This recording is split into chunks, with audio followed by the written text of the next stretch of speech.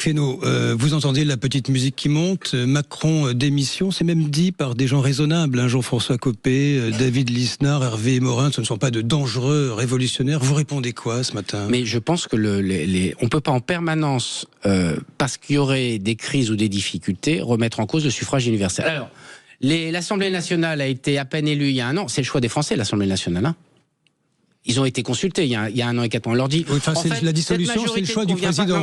D'accord, les Français se sont prononcés. Il y a eu un vote. Nationale. Non, mais, oui, attendez, il y a eu un vote. Et on dit 1 an et 4 mois après, ah bah ça marche pas, il faut revoter. Et puis maintenant, comme ça suffit pas, il faut dire, on va revoter aussi sur le président de la République. Le président de la République, il a été élu pour 5 ans. Et donc je considère que cette instabilité permanente, si vous croyez en plus que ça vient pas rajouter de l'instabilité à l'instabilité, personne peut croire autre chose. Et donc, je répète, c'est une fuite en avant. C'est une fuite en avant pour échapper aux responsabilités. Les responsabilités, c'est que ce que nous sommes les uns et les autres, il faut qu'on s'entende. Il y aura des échéances en 2027. C'est pas si loin, c'est dans 18 mois que s'enclenchera la campagne présidentielle à peine.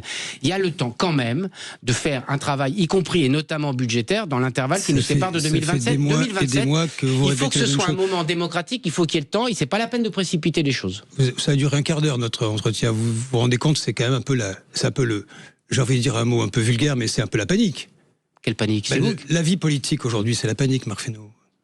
Reconnaissez-le, cette décision-là est une décision sans doute que vous trouvez courageuse, mais qui est un peu suicidaire. Elle est courageuse et en plus elle porte devant tout le monde la question de la lucidité en politique et de la responsabilité.